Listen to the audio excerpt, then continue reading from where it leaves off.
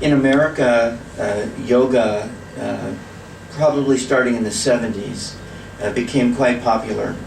And in more recent years, because some celebrities have taken up the practice, it's become even more, I'd say in the last 5 or 10 years. There's a yoga class on every street corner, every gymnasium offers yoga. But their definition of yoga isn't necessarily the only definition of yoga. For most of these people, the definition of yoga is an exercise program. Something that you do, basically stretching. A good friend of mine who is a yoga teacher trainer, she said that she had one series of classes of new students who were interested in becoming yoga teachers. And she posed this question at the beginning of the course to get to know them. Where did yoga come from? They couldn't answer her. They all had attended many yoga classes, but they couldn't answer the simple question, where did yoga come from? And to me, this is an example of how far away people can get from the origins of any subject in life. And so one of the things that Yogananda did so clearly in this, for this era in which we live, is to bring our understanding back to the basic essential understanding about what yoga is. And I'd like to talk a little bit about that today in relationship to, well, the way he described it is that there's really four main kinds of yoga. And there's many names that people use. I was telling someone yesterday, I think, how I saw a video on YouTube about wine and cheese yoga. And there's, for some years, Nayaswami in the village in America would come out at Spiritual New Week with a list of the crazy ways that people, call yoga. And it was always very humorous. But the essential teaching that we follow is under the main heading of Raja Yoga. Yoga meaning union with infinite spirit. And Raja meaning king. And if we think about the Gita reading earlier, the Gita starts with the king. Because the king, not just of the outward world, but the king of your inner citizens. And the whole idea that the Bhagavad Gita and the field of battle, Kurukshetra, is in our own being, in the spine, our own nature. And when we understand that, and we understand what is the king's role? The king's role is to understand the citizens of the nature and lead them in the best way, to lead them towards positive fulfillment. And so the king needs to know a little bit about everything. If the king is only staying in the palace and enjoying the riches of kingdom, of kingness, then he's not serving the citizens. But if he's serving the citizens, he has to be able to understand the citizens. So he must be able to understand agriculture and understand politics and sociology and architecture and culture and education and health. All these areas of life, the king must have some knowledge, and then the king must also have good advisors who can specialize in those areas. Because the king has to be in charge of everything. In the yoga teachings, we understand that we all have a basic nature. There's three basic components to what's going on inside of us. We have a need to act, we do things. We must do things. Even the act of sitting on the couch and quote unquote doing nothing is an act. It is simply not possible not to act in this world. Everything that we do is either a subconscious, conscious, or superconscious choice. When we live in the subconscious, we do it without thinking. And that could be driven by positive habits, or it could be driven by negative habits. When we're making conscious choices, then we make conscious choices, but even then, those conscious choices will lead to positivity, benefits, upliftment, expansion, or they may lead to contraction, negativity, unhappiness. So we understand, one of the ways that we understand the way that we act in this world is that when we do things that are positive and serviceful and expansion and inclusive, we see they're uplifting. They're helpful to ourselves and to others. Where if we do things that are selfish, then we think only of ourselves and we take that which belongs to others, and we're making ourselves smaller, and that smallness, that contractedness, leads to suffering. We feel alone. When we're positively serviceful, we feel connected to people. When we feel selfish, we act only for our own interests. We feel alone and disconnected from others. So this action area of life we call karma, action. And so there's this body of understanding about how life works that we call karma yoga. Union with infinity, higher consciousness, through the way that we act. Then we also know that we have to think. We have to use the mind. So when we're using the mind, initially we think of the mind as knowledge, information. So we store all kinds of information. We go through school, we get an academic understanding of life according to the things that the scholastic advisors decide what's important. But that education doesn't often, in today's educational society, include the education of how life works from the inside out. It tends to teach us about how life works from the outside in, and even then, often in very specific ways, not in an overarching general way. But the fact is that our thought mechanism leads us towards expansion and understanding and eventually wisdom, or it contracts on us and it leads us towards ignorance, not knowing. And when we live in life not knowing, how often do we experience, when we're young in particular, we experience how we had a conversation or we had a situation and we're not quite sure how we got there. We were driven in some way through our thought process, and that didn't turn out the way that we hoped. Instead of turning into others agreeing with us, it turned into others disagreeing with us. Or we make choices, we think about, for example, should I take this job, this new job, or should I, any decision. And we go through the list of the pros and cons, and then we make a decision. And then only later we find out it was the wrong decision. It led to unhappiness, disharmony, instead of happiness or harmony. Now, most people in life tend to decide if something is good for them by saying, did I enjoy it or did I not enjoy it? Did I make more money or less money? Did people think I was better, or did they think that I was a fool? You know, all of these, what we describe as ego-based, these polarities. In the spiritual life, we want to transcend that. We want to expand past pleasure and pain, people liking us or disliking us. We want to get towards this union, this idea of union. What is union with what?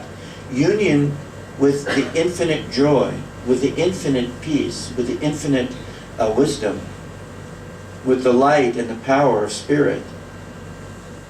The the vision of what we could accomplish in life is so much greater than becoming a doctor or a lawyer, getting married and having kids, going through the ups and downs that most people view, well, that's just what life is. Life is so much greater than that. We have so much greater potential for happiness than we are given to think about, generally. But it isn't sufficient to say, oh, well, it would be nice if what I'm saying is true. We must take it into a process, and the whole teaching of yoga is not a philosophy about these things, but it is a practical mechanism, actual things to do to experience this union, experience this expansion, experience our highest potential, instead of just philosophizing about it. Because so many people think that in jnana yoga, the path of using the mind to understand life, that it's enough to have knowledge and categorize. We have to go way past that. First we need to learn to, once we have a sense of what's going on intellectually, we educate ourselves in that way, we have to learn to discriminate. We have to learn to tell the difference between useful information and not useful information. Information that leads towards expansion, joy, and peace, and that information that leads towards suffering and small-mindedness. So we use discrimination, which, as it becomes deeper and deeper, becomes wisdom. Wisdom comes from, as in the earlier reading, it comes from our higher connection. When we experience union with the infinite, one of the basic components of the nature of infinity is all understanding. And not just knowledge. Yes, all knowledge is there. But the understanding that leads towards peace and happiness. When you can use your discrimination and attune yourself to wisdom, you will understand the right thing to do in the right moment for everyone concerned, not just for your own personal needs, but that which would be best for everyone. And it's hard to believe this based on the way that people generally treat each other as we receive it in the news. But in every life circumstance, there is a solution that is good for everybody. Not always easy for everybody, but that will lead to a larger harmony. We know that the very process of healing sometimes requires discomfort. So when the surgeon cuts to excise a cancer, we consider that a positive discomfort. And so some people, in their very sort of wishful thinking, they think that positive solutions are always pleasant. But that's just not a practical truth. Sometimes positive solutions are uncomfortable, but if it's truly a positive solution, it leads to harmony. It leads to well-being. So we've got karma yoga, we've got jnana yoga, and then we have bhakti yoga. Bhakti yoga is about the heart. The way that most people experience the heart is in their emotions, their feelings. So you have good feelings and you have bad feelings. What do we mean by good or bad? We mean, generally speaking, we mean pleasant. We're saying, this is a pleasant feeling. I like him, I like her, she likes me, he likes me. Or the unpleasant feelings. I hate your guts. Or, why did you do that? I didn't like that. You shouldn't have done that because it goes against my preferences. We even take that into what we describe as human love. Human love is generally based on likes and dislikes. Yogananda said that most marriages are the combination of the right bow tie and shade of lipstick. And on the most surface level. So you see people who relate to others according to how they look on the outside. The color of their skin. The color of their hair, their hairstyle. The color of their lips. The perfume that they use. The clothing that they wear. And they do this, you hear these crazy stories. I don't know if in India, what is the Indian equivalent to Las Vegas in America? But where do couples go to get married on the spur of the moment? You know, when they meet each other, and the next thing you know, in a day or a week, they're down getting married. Maybe that doesn't happen as often in India, because Indians love big weddings, and you have to plan that out. But in America, you hear all these stories about people who just met, or they met in Las Vegas, which is internationally known as the party town, and next thing they're getting married. How could they possibly think that deep understanding about life and relationships could come from a drunken spree in the nightclubs? But they do. Yeah. Spur of the moment. Yes, spur of the moment. And the spur of the moment way of living is to live in your emotion-based reactions to life.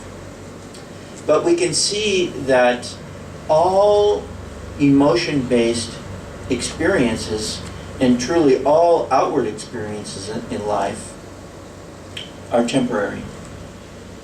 And by the basis of the way that life is made, duality, positive and negative, pleasure and pain, we know that every life experience, see, we're grown up with this sort of a storybook idea that they end, and they lived happily ever after.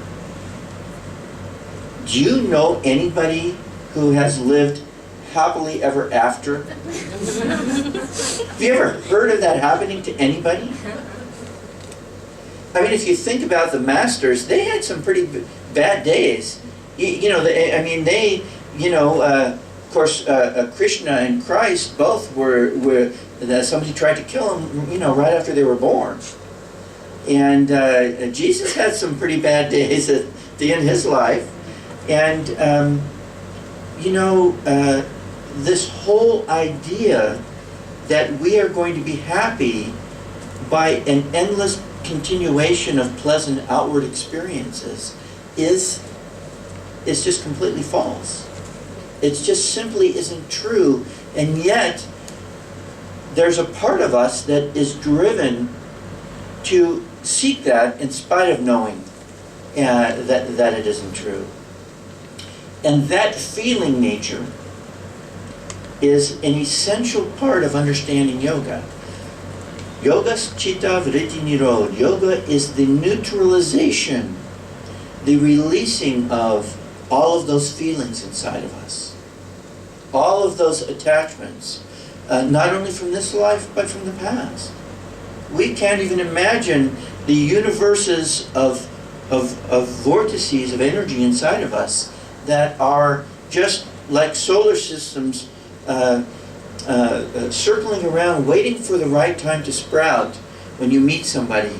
And in that moment, the desire for instant love sprouts. It's a desire. Or it could be a dislike, a kind of narrow-mindedness, and you meet somebody who has a style that you, of speaking or of looking that you don't like, and you instantly hate them. You don't even know them, but you instantly hate them because something in you just becomes angry like that about it. We've all had times when we reacted in ways that we couldn't quite understand. Wow, I didn't know I felt that way. or hidden things inside of us like Kriyanandaji often told the story of a person who lived out in the country in America in a farming. And they had a small house, and relaxation was sitting on the porch in the rocker with a lemonade, very simple life. Never left their town. Just, no interest in anything other than the life that they were living. But one day, they were reading a magazine. And in the magazine, there an advertisement caught their eye, and it was Tahiti. Have fun in Tahiti. And suddenly, after all of these years of being absolutely content with life, an overwhelming desire to go to Tahiti presents itself. And this is one of these little hidden vrittis that's just waiting to see if some life experience will drop the water of opportunity on it, and it'll sprout. And we all have within us this, like I said, this literally universes. Just the way you see these pictures that they've taken in recent years of these nebulae, and I mean, it's unbelievable how beautiful they are and how huge they are. We can't even imagine, we see this picture, how much space those pictures represent. And within us is an equal amount of space going down inside. It's said that the human body is halfway between the largest and the smallest particles of the creation, which means it looks so huge out there, it's huge in there, and within the spine is all of these vrittis, these vortices. And so these are feelings that we become attached to them because of the way that we feel. And the thing about these three kinds of yoga, well, let me finish this part first. Where do we experience love? Everybody knows. In the heart. Has anybody ever said to you, oh, she's left me, I have a broken knee. She's left me, he's left me, I have a broken elbow. No. And no doctor has ever, done heart surgery and go, oh, I see his love. Oh yeah, it's looking pretty good. Oh, very small, no love in there. No. And yet it's a universal experience. We all experience love in the heart. Because there is a mechanism for how this all works from the inside out. Love is not that emotional response to liking or disliking. When we say love in this world, usually is, well, what's the opposite of love? Hate. But that's not correct. Emotional love, which isn't true love, the opposite is hate. But actual infinite union with divine love has no opposite. There is no, the only opposite to infinite love is delusion, ignorance of that love. God does not hate. The infinite love of life is not capable of hating. There's nothing that you can ever do, no matter how long your journey through the creation may be, that will cause the infinite love to stop loving you. That's good news.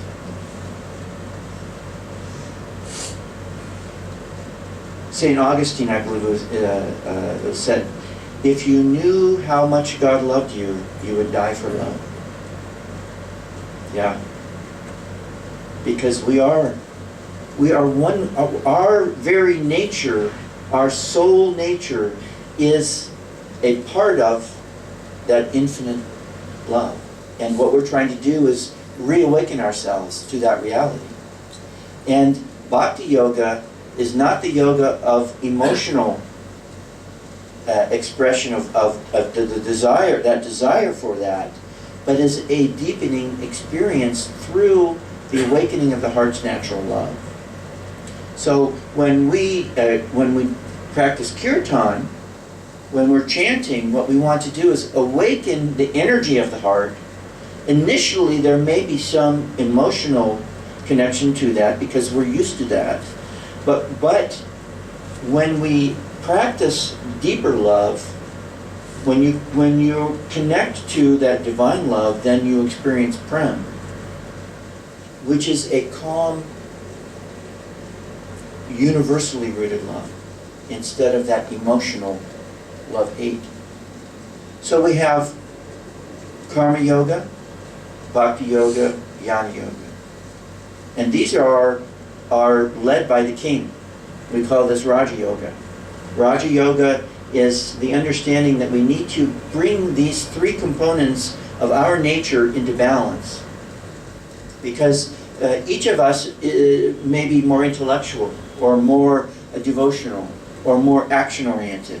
We each have a combination of these, and the yoga teachings take that into account. Now, unifying all of these yogas is the understanding that we have to go to the central inner truth of this process. And one of the most powerful ways we do that is through meditation. So meditation is the fourth yoga, except it's not a yoga, it's a technique, a process that we apply that pulls our consciousness into connection to the infinite. And then as we deepen that inner experience, we unify that inner experience with the way that we express ourselves through the three other yogas. So you cannot achieve a union with spirit only by chanting. That's one of the techniques that you use. But you need to commune with the divine love, not just seek it. You don't want to just desire it. You have to go beyond desire into actually experiencing it on deeper and deeper levels. So Bhakti Yoga leads to stillness of the heart, not agitation, emotional fluctuation. And discrimination leads to stillness of the mind, where you can perceive intuitive wisdom. Without stillness, you cannot perceive intuitively the wisdom of the universe. Without stillness, you cannot be free from action. Nishkam karma, desireless action, when we act without acting. How do we do that? The action comes from that still space, without attachment. And then when you put them all together, so you act with love and wisdom, and you love actively with understanding. They all interact together. And as a part of the meditative process, there's an essential component, attunement. One of the things that said was mentioned in the readings, attunement to the Guru is what deepens the process of going into our highest potential. We must have that component. And you might really say that the Guru is the king, and that we are the princes and the princesses of our world. It's the Guru that can guide us into reigning properly in the kingdom of our inner consciousness. And so attunement is a whole subject unto itself. The whole idea that we must not just think about it, but enter into it. That we must listen while we speak. We must not act while we act. It's these kind of polarities that make the mind stop. And in that stopping, we begin to realize that we can intuit truth instead of think it. We don't need to figure it all out intellectually. We need to experience it on deeper and deeper levels according to our nature. So this Raja Yoga system, these techniques that we use are the practical application to understand our nature, and then to utilize the nature. We make friends with the nature that we live through.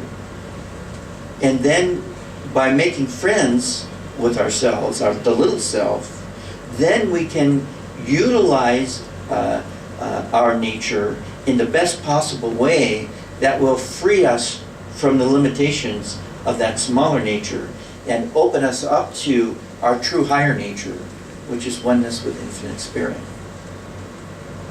So the path of Raja Yoga, the essential component of these things is this process of attuning on deeper and deeper levels. In all of the things that we do, attune to the Guru's guidance in how to deepen what you're doing. And as you do this, then you'll experience greater and greater levels of freedom and understanding and joy and peace. This is the wisest path. Krishna said, "Be thou a yogi." Because when you practice these techniques, they lead to yoga, union, freedom.